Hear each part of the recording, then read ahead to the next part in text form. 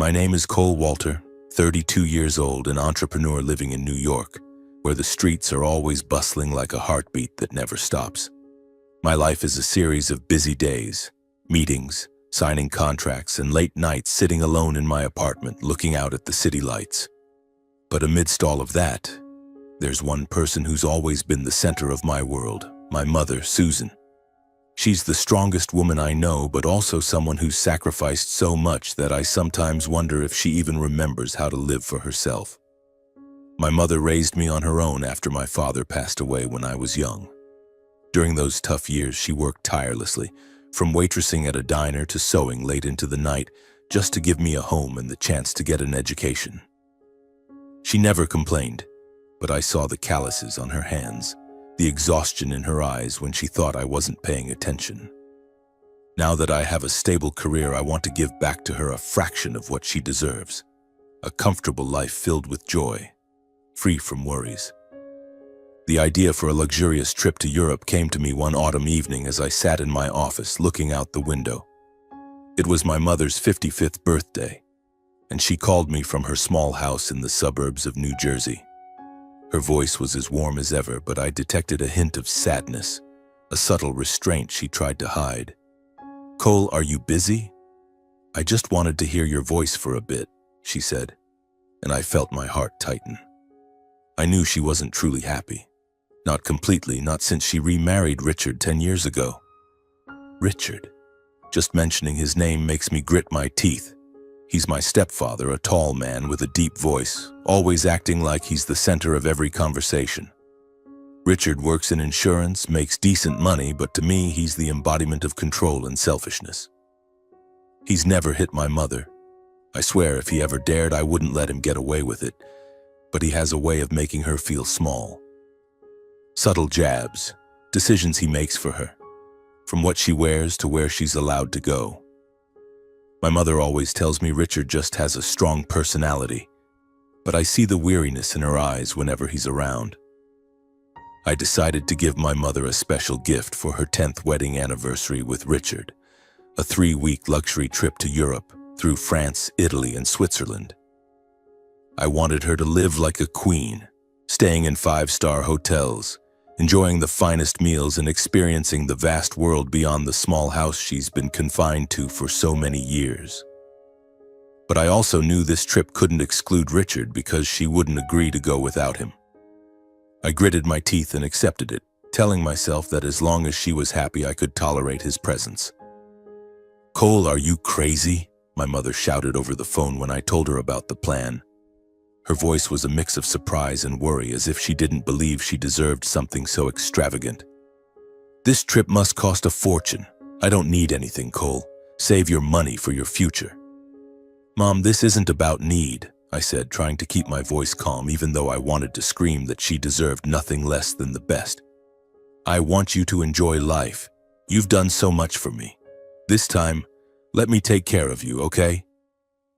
She was silent for a long time, and I could almost picture her sitting in the old armchair in the living room, her hands clasped tightly, her eyes welling up. Finally, she whispered, "Thank you, Cole. I don't know what to say." But Richard, as I expected, had a different reaction. When my mother told him about the trip, I heard his voice through the phone speaker, loud and full of smugness. "Well, the boy sure knows how to spend money." "Fine, Susan, we'll go. But I'll handle the detailed planning to make sure everything's perfect." I clenched my fists, trying to keep my anger from boiling over. He always has to control everything, even the gift I gave to my mother. On the day my mother and Richard boarded their flight, I drove them to JFK Airport. My mother hugged me tightly, her eyes sparkling with excitement mixed with worry. "Cole, are you sure you'll be okay? If anything urgent comes up, you have to call me right away," she said, as if I were still the 10-year-old boy who needed her protection. I smiled and kissed her forehead. "Mom, I'm fine. Just go and enjoy yourself. I want you to be happy." Richard stood nearby wearing an expensive blazer that I'd bet he bought with my mother's money.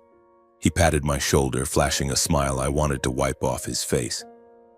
"Thanks for the gift, Cole. I'll take good care of your mom."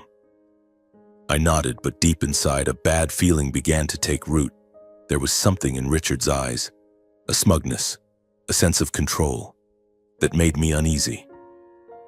As the plane took off, I stood by the airport window, feeling both relieved and anxious.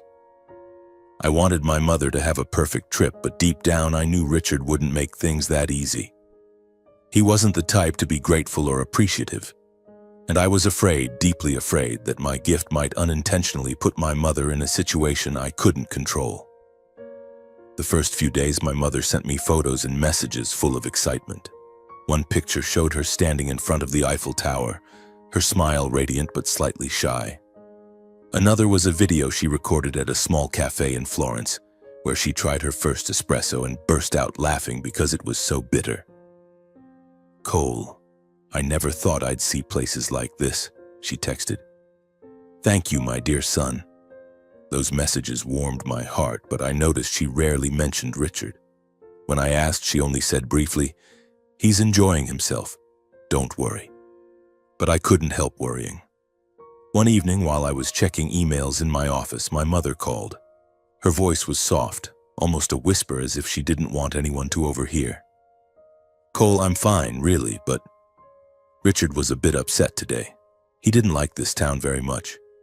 I asked where they were, and she said they had just arrived in a small town in Tuscany, a place I'd chosen because I thought she'd love its tranquility. "Upset how, Mom?" I asked, trying to keep my voice calm. "Well, it's just," he said, "I don't know how to behave in fancy places. I'm a bit clumsy, you know, and he got angry." She let out a small laugh, but I could hear the hurt in her voice. "It's okay, Cole, I'm used to it." I gripped the phone tightly, feeling like the blood in my veins was boiling. "Mom, you shouldn't have to be used to that. If he does anything out of line, you have to tell me right away, okay?" She agreed, but I knew she wouldn't tell me. She always tried to protect me, even when she was the one who needed protecting. I hung up, staring out my office window as the city lights flickered like a warning. The bad feeling inside me grew stronger, and I knew this trip wouldn't end the way I had hoped. The days that followed saw fewer and fewer messages from my mother. At first, I told myself she was probably busy enjoying the trip, swept up in the cobblestone streets of Italy or candlelit dinners overlooking the Tuscan hills. But deep down, I knew something was wrong. My mother wasn't the type to stop communicating, not ever. Every time I texted to check on her, she replied briefly, "I'm fine, Cole. Don't worry." But the tone in those words lacked the radiance of the early days. I started checking the transactions on the credit card I'd given her, not because I doubted her, but because I wanted to know where they were and what they were doing. The transactions showed they had moved from Florence to a small town called San Gimignano, a place I'd chosen for its quaint streets and peaceful atmosphere. But after that, there were no more transactions. That sent a chill down my spine. That night, I couldn't sleep. I lay on the sofa in my New York apartment, staring at the ceiling, trying to push away the worst images in my head. What had Richard done? Was he making my mother miserable? I blamed myself for letting her go with him, for thinking a luxurious trip could change the nature of someone like Richard.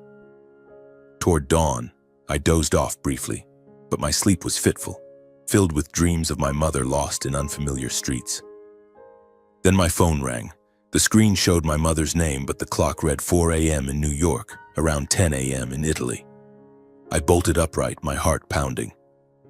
"Mom, are you okay?" I asked, my voice hoarse with worry. There was a long silence on the other end, only the sound of my mother's trembling breaths. Then she spoke, her voice small and broken. "Cole, I don't know what to do. Richard, he's gone." It felt like the floor had collapsed beneath me. "Gone? What do you mean? Where did he go?" I tried to keep my voice steady, but in my mind, every worst-case scenario was playing out. My mother recounted the story, her voice halting as if each word was a struggle to get out. Richard had complained about everything. The food was too expensive, the hotel wasn't luxurious enough, my mother walked too slowly. "He said I was embarrassing him," she whispered. "I just wanted to take a picture in front of a flower shop, but Richard got annoyed because he had to wait. He yelled at me right in the middle of the street. I gripped the phone so tightly I thought it might break. Yelled? He dared to yell at you? I felt rage surging up my throat but forced it down, not wanting to scare her further. What happened next, Mom? Tell me everything. She explained that the previous evening they had dinner at a small restaurant in the town's main square. My mother had tried to make peace, forcing smiles and conversation to appease Richard, but he grew increasingly irritable. When she accidentally spilled a glass of wine, Richard stood up abruptly, his face flushed, and berated her in front of all the diners. Can't you act like a civilized person, Susan? I'm sick of your clumsiness. My mother said. She just bowed her head, trying to hold back tears while everyone around stared. After dinner, they returned to the hotel in silence. My mother thought it would end there, like so many times before, when Richard would lose his temper and then act as if nothing had happened. But the next morning when she woke up, Richard was gone. He had taken all the cash, her phone from her purse, the credit card I'd given her, and left a scribbled note. I'm continuing the trip. You figure it out. Don't bother me. My mother stood frozen in the room, unable to believe what was happening. She called Richard, but he didn't answer. She tried walking to the square, hoping to find him, but all she found were unfamiliar streets and the curious glances of locals. But that wasn't the worst of it. My mother continued, her voice trembling more, saying that when she returned to the hotel to ask to stay longer, the receptionist shook their head. Madam, your stay has ended. We haven't received any new payment and the room is booked for other guests. She tried to explain, nearly begging that she had no money, that her husband had left her, but they only shrugged. A manager with a cold tone said in broken English, We're very sorry, but you must leave today. My mother stood in the hotel lobby, clutching her small suitcase, feeling like the world was crumbling around her. With nowhere to go, she dragged her suitcase onto the streets. The cobblestone alleys no longer picturesque, but a terrifying maze. She didn't speak Italian, had no money, only a few coins in her coat pocket. She recounted sitting on a bench in the square, watching people pass by, couples laughing, families taking photos, and feeling like a ghost. I was scared, Cole, she whispered over the phone. I was scared I'd never get out. I felt so horribly alone. She said she wandered for hours trying to find a place to rest, but the air grew cold and she didn't know where to go. A few passers-by glanced at her, but no one stopped. She cried quietly in an empty alley, thinking perhaps this was the price for the years she'd let Richard control her life. Finally, she found a small cafe where a server named Elena noticed her panic. Elena gave her a free cappuccino, let her sit in a corner of the cafe, and lent her a phone to call me. She was so kind, Cole, my mother said, her voice choking. I don't know what I would have done without her. I felt the blood rush to my head. Richard hadn't just abandoned my mother, he had deliberately left her alone, penniless, without a way to cope in a foreign country. He knew she didn't speak the language, knew she couldn't manage on her own, and he did it anyway, as if she were worth nothing. This wasn't just selfishness, it was cruelty. I wanted to fly to Italy right then, grab him by the collar and make him pay. But first I needed to make sure my mother was safe. Mom, listen to me, I said, forcing my voice to stay calm despite the storm raging inside. Stay right there in that cafe. I'm coming to you. Don't go anywhere, okay? She agreed, her voice faint. I asked her to pass the phone to Elena. In a gentle but enthusiastic Italian accent, Elena promised to take my mother to her home temporarily, since the hotel had turned her away. I'll take care of her, don't worry, Elena said. I thanked her, feeling a small spark of hope in the midst of this nightmare. After hanging up, I immediately booked the earliest flight to Florence, not caring about the cost or having to cancel every meeting that week. All I could think about was my mother, alone, wandering cold streets, gripped by fear and loneliness. While waiting for the flight, I checked the credit card transactions again. A new charge had appeared from a luxurious restaurant in Rome, hundreds of kilometers from San Gimignano. Richard hadn't just abandoned my mother, he was continuing the trip, spending my money as if nothing had happened. I clenched my teeth, feeling the urge to smash something. but I told myself to stay calm. My mother needed me, and I wouldn't let anger distract me. On the plane, I couldn't sleep. I stared out the window at clouds drifting under the moonlight, thinking of my mother. She had sacrificed her entire life for me, always putting me above everything else. Now she was abandoned, treated as worthless by the man she called her husband. I made a silent vow. I would pull her out of this nightmare, and I would make Richard pay. When the plane landed in Florence, it was already dusk. I rented a car and drove straight to San Gimignano, my heart heavy. I didn't know what state I'd find my mother in, but one thing was certain. I wouldn't let her suffer a single moment longer. Richard had crossed every line, and I would make him regret ever hurting the most important woman in my life. The car sped through the winding roads of Tuscany, its headlights slicing through the night. I gripped the steering wheel tightly, my heart pounding as if it might burst from my chest. San Gimignano was only a few kilometers away, but every passing second felt like a century. The image of my mother wandering cold streets, dragging her small suitcase with eyes full of fear, haunted me. I couldn't forgive myself for letting her fall into this situation, and I could never forgive Richard, the man who turned my gift into a nightmare. When I reached the town, the cobblestone alleys glimmered faintly under golden streetlights.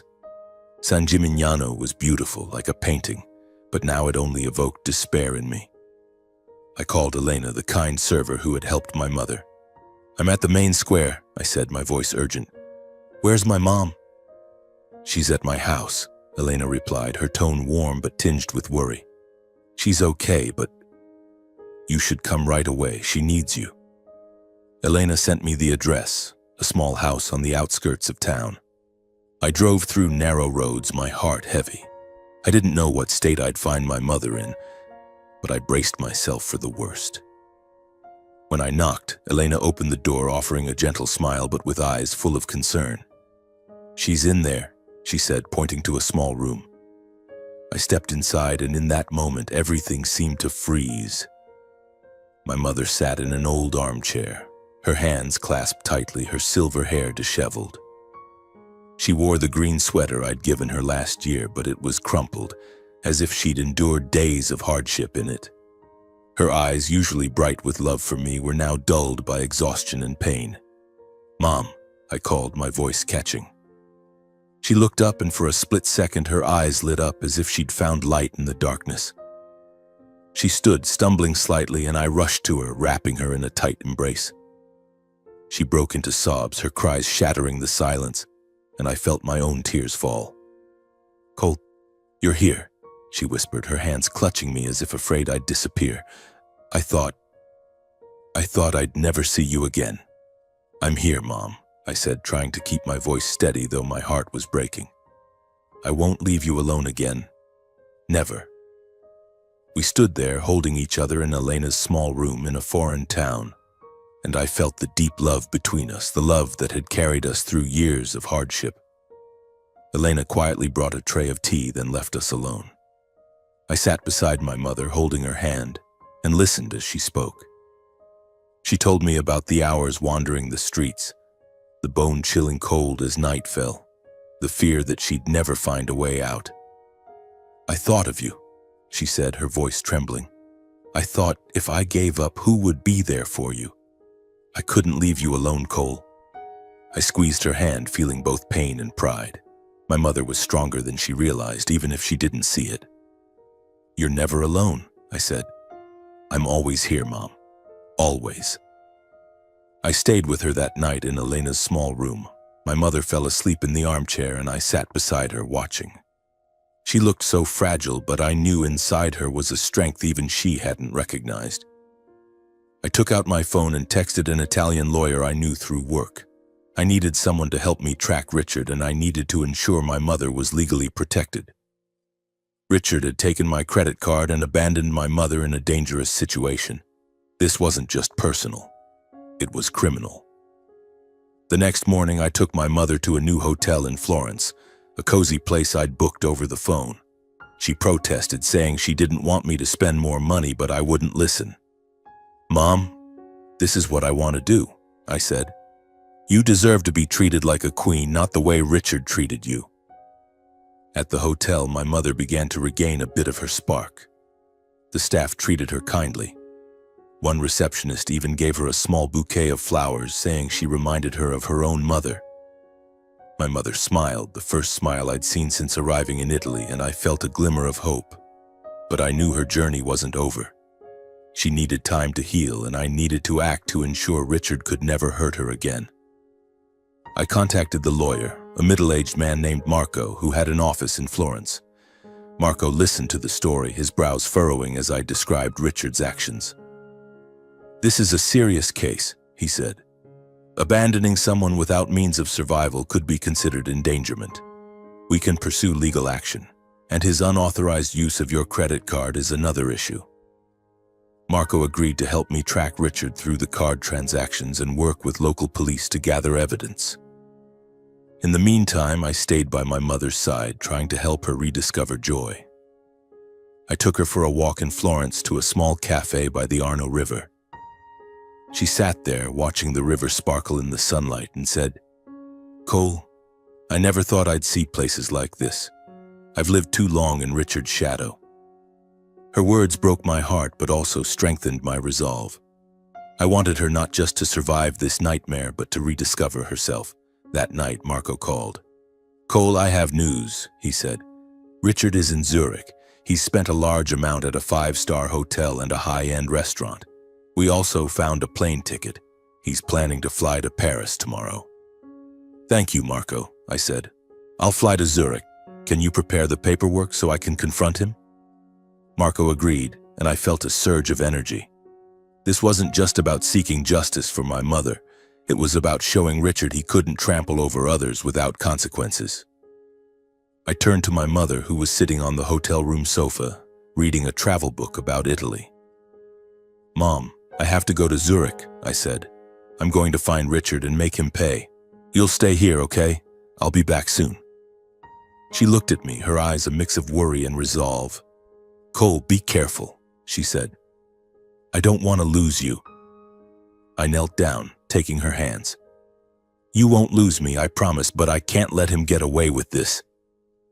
Before leaving the hotel, I asked the staff to ensure my mother was well cared for and to keep me updated on her regularly. After making sure everything was arranged for my mother, I left the hotel and boarded a flight to Zurich, my heart burning with determination. Richard had gone too far, and now it was time for him to face the consequences. The plane landed in Zurich as dusk settled, the city lights twinkling like jewels across the lake. But I had no mind for sightseeing. My sole focus was one goal: find Richard and make him face the consequences of what he'd done. I gripped my phone tightly, checking the message from Marco, the lawyer in Florence. He'd sent the address of the 5-star hotel where Richard was staying, a place so luxurious that the thought of him using my money to live there made my blood boil. Marco also sent a file containing copies of the credit card transactions and a preliminary police report from San Gimignano about my mother's abandonment. These documents were my weapons, and I would use them to shatter Richard's smugness. I hailed a taxi from the airport, my heart pounding as the car glided through Zurich's pristine streets. I didn't know exactly what I'd say when I confronted Richard, but one thing was certain: I wouldn't let him escape.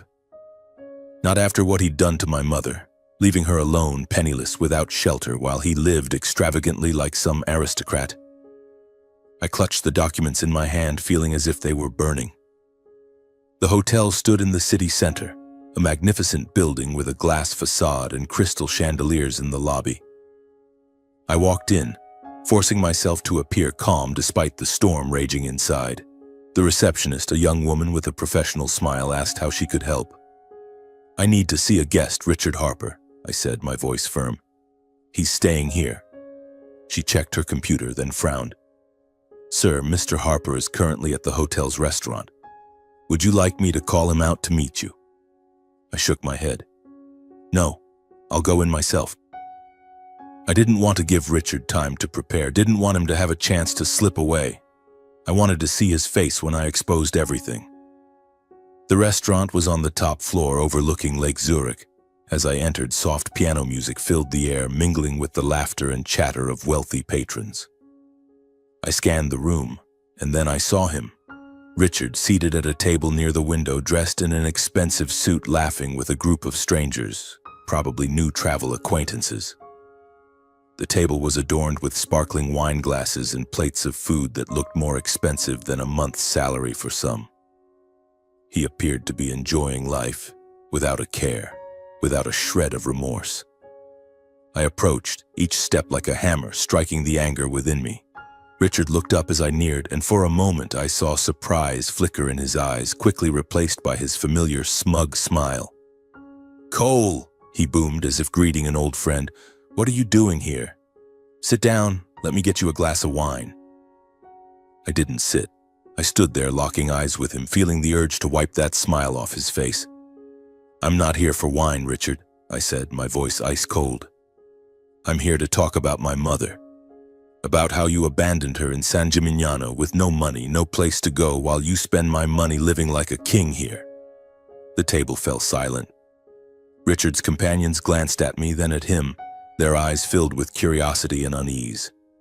Richard let out a dry laugh, but I noticed sweat beading on his forehead. "Cole, you've got it all wrong," he said, his voice still clinging to confidence. "Susan and I just had a little argument. She wanted to stay in that town and I wanted to continue the trip. It's no big deal." "No big deal?" I snapped, slamming the documents onto the table. The papers fanned out, revealing copies of the credit card transactions and the police report. "You took all her money, took my credit card, and left her alone in a foreign town, not speaking the language, with no place to stay. The hotel kicked her out and she wandered the streets, terrified, alone. You call that no big deal?" My voice carried, drawing the attention of nearby tables. Whispers began to spread, and I saw Richard's face pale. He tried to laugh, but it came out distorted. "Cole, calm down," he said. "You're blowing this out of proportion. Susan's fine, isn't she? She always knows how to manage." "Fine," I shouted, unable to hold back any longer. My mother was crying in a cold alley, thinking she'd never escape. My mother, who sacrificed her entire life for me, was treated like garbage by you. And you dare sit here dining in luxury while she didn't even have a place to sleep? A woman at a nearby table covered her mouth, eyes wide. A man muttered something to his companion, shaking his head. Richard glanced around, clearly realizing he was losing face. "Cole, that's enough," he barked, standing up. "This isn't the place for family disputes." "No, this is the perfect place," I said, stepping closer. "Because you love showing off, love being the center of attention. So let me tell everyone who you really are. A selfish, cruel man who lived off my generosity only to betray my mother. Did you think you'd get away with it?" I pulled out my phone, opening an email from Marco. "The police are reviewing your actions as a case of endangerment," I said. "And using my credit card without permission? That's theft. I've hired a lawyer and I'll make sure you pay for every cent you spent, every second my mother suffered." Richard's face drained of color, his hands trembling. You can't do this," he stammered. "We're family, Cole. I'm your stepfather." "Family?" I scoffed. "You don't deserve to be called family. You're a coward, and as of now, I'm cutting off all financial support. This trip, you're paying for it yourself, and if you don't apologize to my mother, I'll see you in court." Richard's companions began to stand, murmuring apologies and leaving. One middle-aged man shot Richard a look of disgust before walking out. Richard stood alone in the crowded room, his smugness gone. "Cole, listen to me," he said, his voice almost pleading. "I'll apologize to Susan. I didn't think things would go this far." "Didn't think?" I snapped. "You deliberately left my mother to panic, to beg, but my mother is stronger than you realize, and so am I." I turned my back, unwilling to hear another word from him. "You have 24 hours to contact my mother and apologize. If not, you'll hear from my lawyer." As I left the restaurant, the murmurs of the diners followed me. I knew Richard would never regain his dignity in front of those people. He'd dug his own grave, and I'd just pushed him in. On the way back to my hotel in Zurich, I called my mother. "Mom, I just saw Richard. I said. He's going to apologize, but you don't have to forgive him. You get to decide your own life. She was silent for a moment, then spoke, her voice stronger than I'd ever heard. Cole, I don't want his apology. I want freedom. I smiled, feeling like she was starting to reclaim herself. I'm with you, Mom, I said. Whatever you want, I'll be by your side. That night, I lay in the hotel bed thinking of my mother. Richard might apologize, but he'd lost everything: respect, dignity, and my mother. And my mother, though she'd endured a nightmare, was beginning a new journey. I would stand behind her just as she had always stood behind me. The next morning, I called my mother again. She told me she had decided to stay in Italy for a few more months. Not because she didn't want to return to New York, but because she wanted to rediscover herself, something she had lost in the years spent living in Richard's shadow. I agreed immediately. That same day, I took an early flight back to New York. Upon returning, I rented an Airbnb in Italy for my mother for 6 months. I also enrolled her in a cooking class in Florence where she would learn to make fresh pasta, and I was certain she'd have moments of laughter with flour all over her hands. Every evening I called my mother, listening to her talk about her new experiences, new dishes, and the kind Italian friends she was making. I smiled, proud that she hadn't just survived the nightmare but had found light within herself. She told me Richard had called her once, his voice trembling as he apologized, but she simply said, "I don't need your apology, Richard. I need freedom." Looking back, I realized this trip was more than just a vacation. It helped my mother become stronger, braver, and free herself from the toxic husband she had lived with for the past 10 years. My mother, Susan, is now a flame that will never go out. And I, Cole, will always be the one standing behind her, just as she has always stood behind me. Because in family we find strength, and in ourselves we find hope.